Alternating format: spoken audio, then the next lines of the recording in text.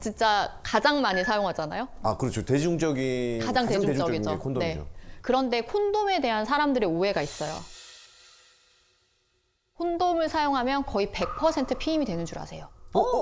그쵸. 다 막아주니까. 콘돔은 성병 예방에는 가장 좋은 방법이고 콘돔 말고는 성관계에서 성병을 예방할 수 있는 게 없어요. 근데 콘돔을 사용했을 때 그냥 대충 썼을 때 실패율이 18%입니다. 생각보다 높죠. 그리고 타이트하게 진짜 되게 열심히 썼어. 찢어진 건 없는지 막 이렇게 확인을 하고 썼는데도 실패하는 확률이 2%예요. 나 콘돔 했으니까 절대 임신 안 돼. 이게 아니거든요. 콘돔을 쓰실 때 잘 알고 계셔야 되는 게 두 가지가 있는데 내가 사정을 했으면 바로 빼셔야 됩니다. 발기가 풀리기 전에 잘 꺼내야 새거나 빠지는 경우가 없고요. 그리고 나는 안전하게 해야지. 그러고 콘돔을 2겹을 끼거나 그런 분들이 있거든요. 2개. 2개를 끼면 마찰력 때문에 찢어질 수가 있어요. 오히려 더 위험하거든요. 그래서 콘돔은 꼭 하나만 사용을 하셔야 돼요. 그리고 콘돔의 유통기한이 있는 걸 모르시는 분들이 생각보다 많더라고요. 몰랐는데? 제품마다 다르긴 한데 보통 한 3년에서 5년 정도고 이렇게 표기가 되거든요. 이거를 확인을 하시고 사용을 하시고 이 날짜가 지났으면 버려야 돼요. 그런 경우는 정말 찢어질 수 있어요. 아, 삭는구나. 그쵸. 이런 피임 방법은 여러 가지 오늘 설명을 드렸는데 이거를 내가 못할 때가 있잖아요. 후에 발견을 했는데 콘돔이 찢어져 있었거나 뭐 여러 가지 이유가 있을 수 있어요. 이럴 때 우리가 그나마 할 수 있는 최후의 보류가 사후 피임약이죠. 네. 약간 사후 피임약이 이름도 좀 무섭잖아요. 네, 뭔가 네. 죽을 사 죽고 같고 인터넷에 봐도 거의 사약같이 써놨어요. 아, 단어가 이거를 먹으면 막 이렇게. 네, 어감이 무서워서. 네, 그리고 이걸 한번 복용하신 분들이 막 저한테 이만큼 DM을 보냅니다. 선생님, 제가 이걸 먹었는데 이제 저는 앞으로 임신이 안 되고요. 저는 이제 앞으로 큰일 났고 나중에 평생 동안 저는 이걸 몇 번을 더 먹을 수 있을까요? 막 이렇게 오는데 그 정도의 약은 아니고요. 내가 나중에 임신을 함으로써 이루어지는 그 이후의 일들 이런 걸 생각을 했을 때 원하지 않는다면 사후 피임약 드시는 거를 망설이지 않으셨으면 좋겠고요. 사후 피임약은 72시간 이내에 먹는 약이 있고 120시간 이내에 먹는 약이 있어요. 2가지 종류가 있어요. 그래서 배란기 전이라면 72시간, 후라면 120시간짜리를 말씀드리는데 한 번만 먹으면 돼요. 딱 한 번만 먹으면은 피임 성공률이 거의 99%까지 올라가기 때문에 바로 복용을 하시면 되고 주의하셔야 될 거는 한 사이클에 한 번만 드셔야 됩니다. 내가 오늘 먹었어요. 이틀 뒤도 가임기인데 또 이런 일이 생겼어. 그때 사후 피임약은 효과가 거의 없다고 생각하시면 돼요. 아주 낮거든요. 매독 다음에 아까 우리 얘기했던 무서운 병. 에이즈. 네. 근데 요즘은 에이즈라는 말을 사실은 잘 안 써요. HIV 보균자라는 말을 더 많이 씁니다. 그 이유가 뭐냐면 에이즈를 일으키는 바이러스 이름이 HIV예요. 사람 면역 결핍 바이러스고 에이즈는 후천성 면역 결핍증인데 이 HIV가 들어와서 면역 세포를 막 죽여요. 그래서 이 면역력이 완전 떨어져서 생기는 병이 에이즈예요. 아, 근데 옛날에는 HIV에 감염되면 다 에이즈가 됐어요. 그래서 HIV 보균자라는 말을 안 쓰고 그냥 다 에이즈였던 거예요. 근데 이제는 약이 너무 좋아져서 에이즈까지 가지 않는 경우가 대부분입니다. 그래서 그냥 HIV 보균자다가 끝이에요. 그래서 HIV에 감염됐다고 다 에이즈는 아니라는 거죠. 그래서 약을 계속 먹게 되는데 약을 먹다 보면 이 몸 안에 있는 바이러스 타이터 검사를 했을 때 거의 0에 수렴할 정도로 검출이 안 돼요. 그렇기 때문에 예전만큼 어마무시하게 막 무섭고 생명을 앗아가는 병이라기보다는 평생 관리해야 되는 만성질환이다라고 요즘은 인식이 조금 바뀌고 있거든요. 그런데 우리가 에이즈라면 떠올리는 편견들이 몇 개 있어요. 그렇죠. 동성애자. 네. 예, 그리고 에이즈 뭐 걸리는 사람이랑 밥도 같이 먹으면 안 된다. 맞아요. 밥 먹으면 막 침. 괴담들 침으로 옵는. 다 해고요. 이런 거 막 편견과 오해거든요. 성접촉으로 걸리는 경우가 사실 대부분이에요. 이 성접촉에서 보면 양성 간의 성접촉이 가장 퍼센트가 높아요. 저게 사실 양성 간이라기보다는 학문성교? 일대 위험도가 조금 더 올라가는 건데 왜냐하면 항문 성교를 할 때 상처가 생길 확률이 더 높아지기 때문이에요.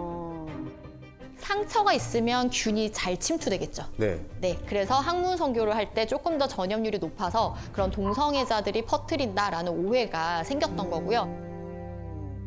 실제 그 사람들이 한다고 자연 발생하는 게 아니고 전염병인 거죠. 그냥 일반적인 성관계를 할 때도 상처가 생긴다면 전염이 더 잘 돼요. 그래서 모든 성병은 남성이 여성한테 전염할 확률이 더 높습니다. 그 이유가 여성은 상처가 생긴 경우가 좀 더 많고요. 남자는 상처가 생기는 일이 별로 없기 때문에 그렇거든요. 그러면 한 번 성 접촉으로 얼마나 걸리는지 보시면 근데 그렇게 높지는 않은데? 생각보다 높지 않죠. 1% 정도예요. 한 번 관계로.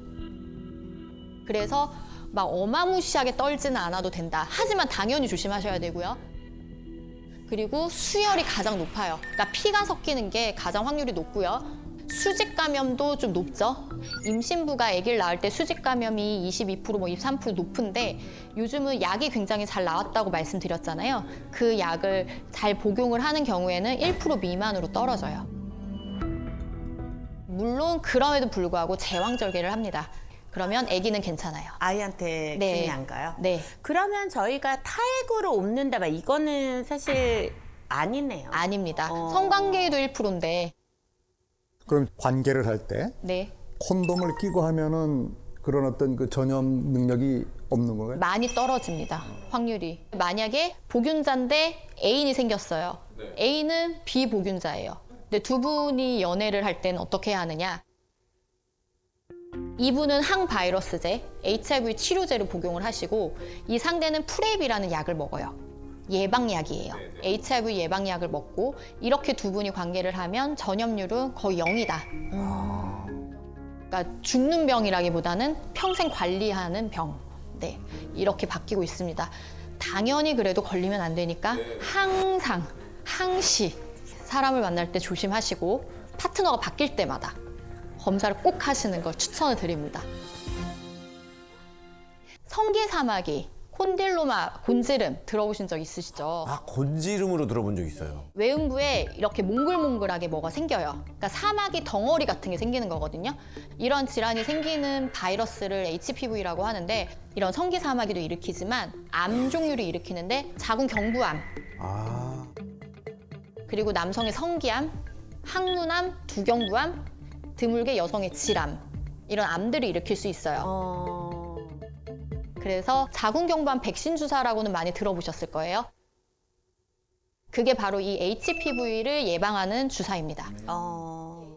현재 12세에서 17세 여성분들 나라에서 주사 놔주니까 꼭 맞으시면 좋고 26세까지는 항체가 가장 의미 있게 생긴다라고 되어 있어서 26세 이전에 맞는 걸 가장 추천을 드리고 나이가 더 들어도 맞는 게 좋은데 근데 이거는 여자만 맞는 거잖아요.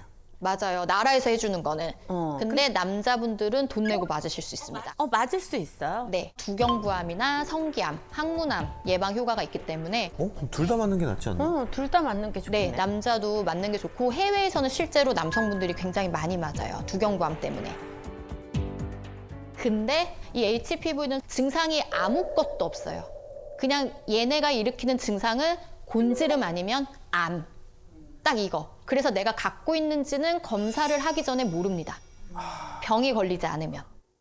근데 실제 검사를 해보면 굉장히 많고요. 특히 20대, 30대 초반 성적으로 활발하신 분들은 90% 이상이 거의 다 양성으로 나와요. 병원에 오셨을 때. 따라서 HPV는 예방을 하면 가장 좋거든요. 역시 콘돔이 가장 좋은 방법 중에 하나고요. 파트너가 바뀌면 꼭 검사를. 제가 생각했을 때 진짜 이거는 웬만하면 안 걸리는 게 좋다. 제일 치명적인 건가? 뭐죠? 증상을 가장 많이 일으키는 성매개 질환인데 헤르페스입니다. 저 뭔지 압니다. 네, 입에 입술 네, 옆에 부르터가지고 뭔가 간질간질하다가 뭐가 이렇게 물집 같은 거 생기고 네. 어린이 때 맞아요. 경험했던 분들이 많을 거예요. 입술 같은 경우는 우리가 어린이 때 갖고 있는 경우가 어른들이 내가 헤르페스가 있는 상태에서 아유 이쁘다 하고 뽀뽀했다가 옮겨주는 경우가 많은 거예요. 그 균이 똑같은 균이라는 거죠. 네, 1형, 2형 얘기 들어보셨을 거예요. 중요하지 않습니다. 그냥 얘네 이름일 뿐이고요. 여기에도 다 생길 수 있고요. 외음부에도 둘 다 생길 수 있어요. 그러니까 그냥 단순하게 이렇게 생각하시면 돼요. 성 접촉이든 입술 접촉이든 병변이 있는 부위가 점막에 닿으면 옮는다 라고 생각하시면 돼요. 그래서 처음에 수포가 되고 궤양이 되는데 수포가 생기면 간질간질해요. 엄청 간질간질하다가 나중에 이렇게 궤양을 만들거든요. 그러면 따갑습니다. 그래서 환자분들이 씻다가 밑이 너무 아파요. 물이 닿으면 이제 따가운 거죠. 그래서 병원에 오세요. 그래서 딱 보면 헤르페스. 원장님, 제가 알기로는 이 헤르페스는 완치가 안 된다. 네, 맞아요. 한 번 걸리게 되면 신경절에 살아요. 신경절에 살아서 내가 면역력이 떨어질 때마다 기어 나와서 그 병변을 만드는데 우리가 항바이러스제를 복용을 하죠. 그럼 밖에 있는 바이러스는 죽어요. 그래서 그 병변은 없어지는데 신경절에 있는 바이러스는 안 죽어요. 그럼 어떻게 그 바이러스를 죽이는 방법이 없습니다. 그럼 갖고 평생 사는 거예요? 평생 사는 거예요. 그래서 제가 안 걸리는 게 좋다라고 말씀을 드렸던 거고. 근데 증상이 밖으로 막 포진이 생기지 않았으면 전염성은 없는 거잖아요. 복균하고 있어도. 그거에 대해서 무증상 흘림이라는 게 있는데 그것도 아니네. 그것도 옮겨요. 네. 증상이 없고 밖에서 봤을 때 멀쩡한데도 전염이 되는 경우가 있거든요. 근데 사실 이거를 잘 살펴보면 전조 증상이 있어요.